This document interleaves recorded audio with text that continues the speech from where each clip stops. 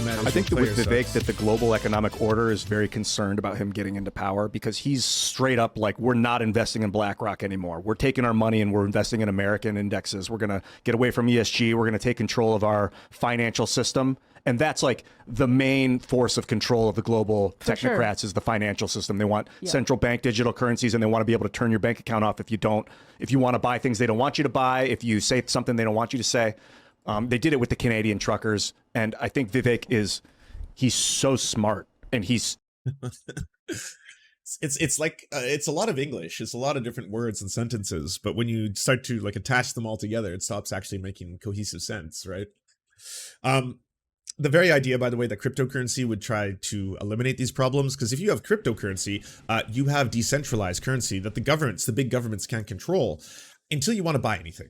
Because once you want to buy anything, you either have to find someone who will accept cryptocurrency, people who do murder for hire, pedophiles, stuff like that, or drug dealers as well. So, one of the three ain't bad. But for the most part, it's one of those things where, that won't really solve the problem, because when you want monies, you need to turn it back into currency that people will accept. So there's that whole problem. The reason why some of the occupiers in Ottawa suddenly had their bank accounts frozen was that it was shown that they were directly either being funded by, third parties that are involved in white supremacist organizations or actions, or those very people were part of an illegal occupation of a city, at which point that, yes, they were trying to freeze their bank accounts and assets in order to control the situation that had at that point gotten out of control. This has nothing to do with their purchasing decisions. It's not like, well, they were trying to buy some stuff that we didn't want them to buy, so we shut that down, He knows when to talk and when not to talk. That being said, I think that's a big part of the reason why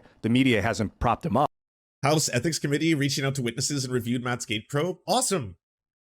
I mean, I don't know why that just disappeared. It was one of those things where it's like his accomplice, his partner in crime, had a fucking wild rap sheet.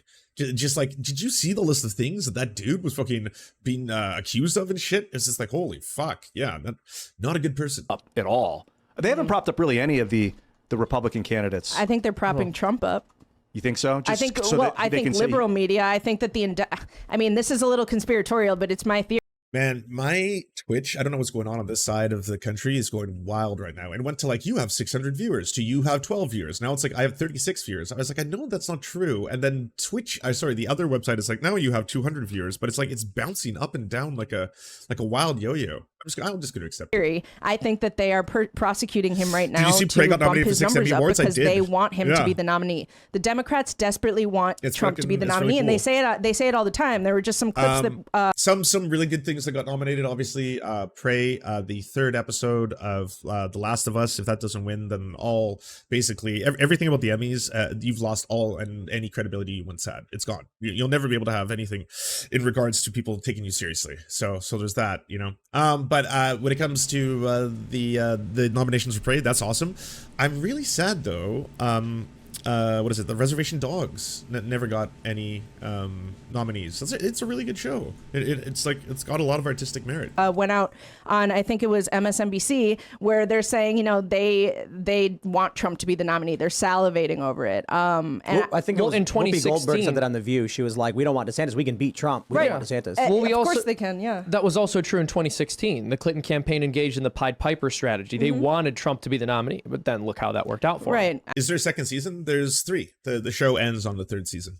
I agree, look, but they're much more scared of DeSantis at this point. I don't think so. With that Georgia Democrat who just defected and joined the GOP. Yeah, good for her. Yeah, I don't believe them when they're like, or I don't believe they're correct when they're like, we should have Donald Trump because we can beat him, but we can't beat DeSantis. I mean, yeah, okay, look. It's 50-50 right now. Trump lost 2020. He won 2016. I'm not convinced the Pied Piper strategy is the path forward. And all of his endorsed candidates, not all, but most of them, the big ones, lost in the midterms. I mean, we're on a Who? In the midterms. Most of Trump's candidates? Yeah. By the way, if you're unaware of what's going on right now, this is actually kind of funny. So her job is basically, I would say, trying to promote the DeSantis campaign. And as you know, the DeSantis campaign, it's not doing great. Not a good time to be on Team DeSantis, right? But obviously, there's a handful of people who are still like on the fence either way. So she's coming on Tim Pool's show, and you can tell that Tim Pool and his team, they've always been MAGA, right? They're MAGA through and through. So there's this kind of awkward little kind of like, oh, well, you know, there's going to be a little pushback. I mean, Herschel. Made of Magic and Wires. Cool name. I appreciate that. Thanks for subscribing. Oz, Lake. Off the top of my head, what was the actual number? Carrie Lake thing was a travesty. Man. I mean, yeah, but I'm just saying, like, we're on a serious losing streak with this Trump guy. What do you think about Robert F. Kennedy leading things? RFK Jr.? What do you think? I think he's, I think it's interesting. I love that he's giving 82% success rate. 82% of Trump's endorsed candidates won.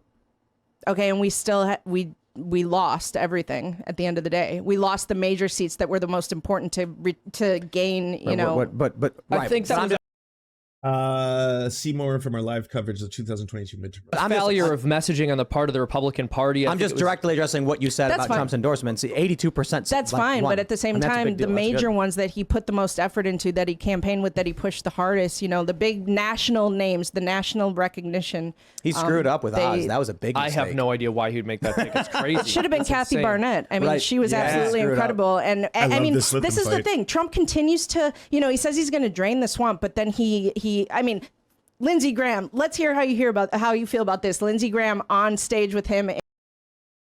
Just a little throwback to the good old days. Now you're probably saying, Tim, by what metric could you even of a massive 49-state landslide? Now, the compilation one, that one's even funnier. 49 states.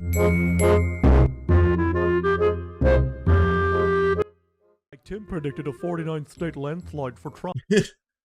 Landslide, no matter which of hypotheticals, a hypothetical. Oh, got it. Elon, why is your video player so bad? Had a landslide no matter what. No matter what. I think the polls are fake. And I think what's happening. Polls are fake. Throwaway candidates, they know they're going to get steamrolled in the election. I really don't see the Democrats winning this. I think it's fair to say Trump's going to win re-election. I think Trump might have a massive, massive victory, which shocks the left. I think we're looking at a Trump victory, man. Trump 2020 landslide, even with everything going on with COVID. I think that's what we can expect. I wouldn't be surprised at all if Trump had a 49-state landslide. I think we could see a 49-state landslide. We may be looking at a Mondale-Reagan type scenario where Trump landslides 49 states. And we may see a 49-state landslide.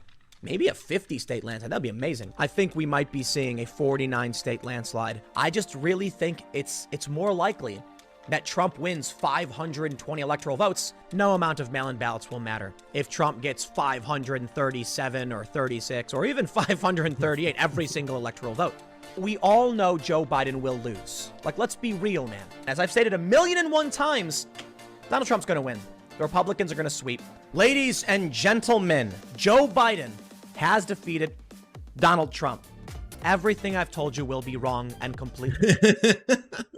In South Carolina, he got booed 1,000,000 times, but how is Trump going to drain the swamp when he's best friends with the swamp? He hired the swamp. He's going to continue to do that. Like, I guess we vote RFK then, huh? Yeah, I'm going to. I will. I'll register as a Democrat. What are we going to vote for? Ken Griffin? No, wait, I want to hear an answer to that, though. Like, I want to hear an answer to that. How is Trump going to drain the swamp when he is best friends with the swamp? How, like, if DeSantis got on a stage with Lindsey Graham and Lindsey Graham opened for DeSantis, what would happen? What would the Trump people online say? I don't think you should go down this route because DeSantis is funded by Griffin. Now you're changing the subject though. I'm asking. Literally saying if you're gonna ask questions about Trump being funded by bad people, which I agree with, the same is true for DeSantis. So my point being, Vivek Ramaswamy. Well, the point being, I'm going to do a whataboutism on you right now, but I love when they're doing them at each other. It's great. Swami must be our guy. Okay, no, but I'm trying to say, like, what is it? How do people think that Trump is the anti-establishment candidate when he literally is campaigning with Lindsey Graham like a week ago? I don't even remember when it was. I think, like, what the hell is that? Well, I can Trump is that. never wrong. Yeah. I know. No, that's not it. Trump has made a lot of mistakes, and I'll acknowledge them. But what I would say is that as far as the candidates go right now, Trump has the largest incentive to be the most anti-establishment candidate possible because of what the deep.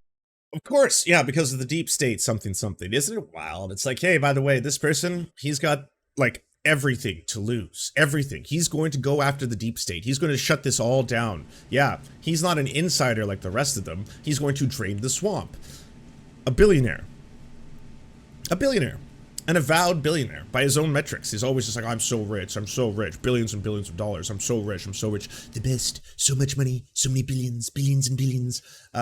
Yeah, I don't think he's got the common man at heart, you know? Like, it's so wild the way they believe Trump, like MAGA people. Like, I don't see people on the left falling for those kind of grifts where it's just like they'll point out when someone is clearly lying to everybody, right? When someone is just clearly like not what they say they are. They're not just like, well, I have to blindly believe everything they say forever and all times because, again, drain the swamp, MAGA. Deep state and three-letter agencies did to him. They did it while he was president too, though. No, that's my point. Yes, that is when they did what they did, and now he's pretty substantially angry about what they did. Of course they did it while he was president. Right, but he was also concerned about re-election, and he also had weights around his ankles because of what the deep state was doing to him. So yes, that did limit his ability to act. Yeah, Trump's first nothing is ever was his fault, I know. That's not what I said. No, but you're strawmanning me because I specifically said he's made mistakes. No, but I'm saying there's reason to believe that he would be interested in fighting the deep state, considering what they've done to his family. But then why is he campaigning with Lindsey Graham? What the hell is that? Like, you can't have it both ways. Yeah, that's really bad. He shouldn't do that. Lindsey Graham is exactly. disgusting. Well, I'll say that I've said this before. I think people he's chosen to surround himself with have not been great picks. But I'm saying in terms of like the drive and the interest in draining the swamp and going after these agencies, I think Trump has the strongest incentive. I'm not saying there's no credibility to that criticism, by the way. I think Trump has historically made a lot of mistakes with respect to the people he surrounded himself with. I wouldn't disagree with you on that, but I think he has more of a drive to destroy the deep state, and I do think he has what it takes, but we'll see. I don't know if that's necessarily true, that being wronged makes... Have they ever defined what they think the deep state is? Has anyone ever been like, hey, by the way, could you define the deep state and then explain why Trump specifically, again, being a business tycoon billionaire, who's got fucking global success, why he specifically would want to stop the deep state? Yeah.